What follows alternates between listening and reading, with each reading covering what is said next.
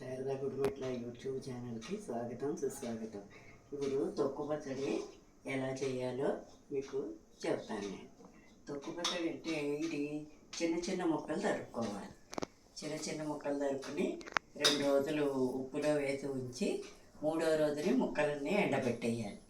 ఎండబెట్టేసి సాయంకాలం ఆ ముక్కల్ని తిప్పేసుకుని రోట్లో తొక్కుకోవాలన్నమాట.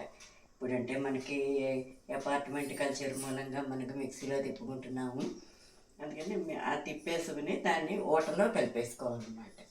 ఆ ఊటలో కలిపేసుకుని మళ్ళీ 2 ఎండలు ఎండబెట్టుకోవాలి. ఎండబెట్టుకుంటే గొయ్యిదా ముద్దన ఉంటుందన్నమాట. ఇప్పుడు దీనికి మనం ఇదిగో ఇంగువ నూనె రెడీ చేసుకున్నాం. అలాగే ఇప్పుడు దీనికి కారం,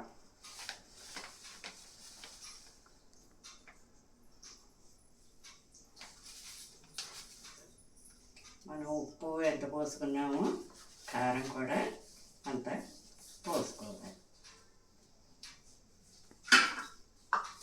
2.5 డొక్కులు కారం పోసాను.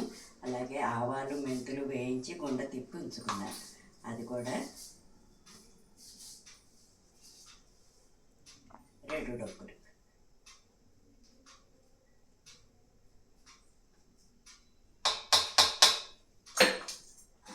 పోసుకుని ఇది ఇలాగా శుభ్రంగా కలిపేసుకోవాలి. బాగా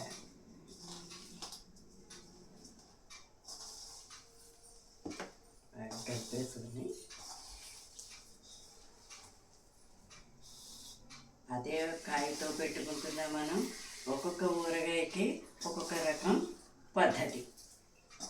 తొక్కు పచ్చడి అనేటప్పటికీ చిన్న చిన్న ముక్కలు తరుక్కుంటాము. అదే మాగాయ అనేటప్పటికీ కొంచెం పొడుగ్గా తరుక్కుంటాం.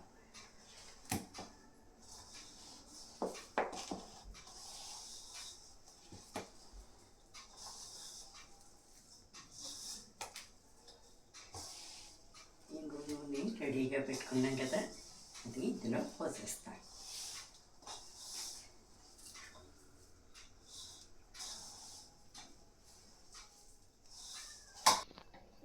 ఈ ఇంగువ నూనె ఇందులో పోసుకోవాలి.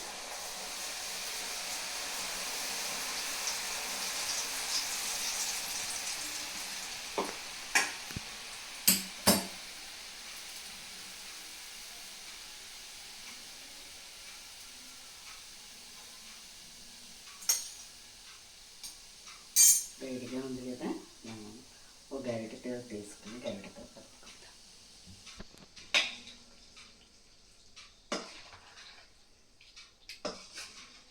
మంచి ఇంగు వాసనతో గుమగుమలాడే తొక్కు పచ్చడి రెడీ.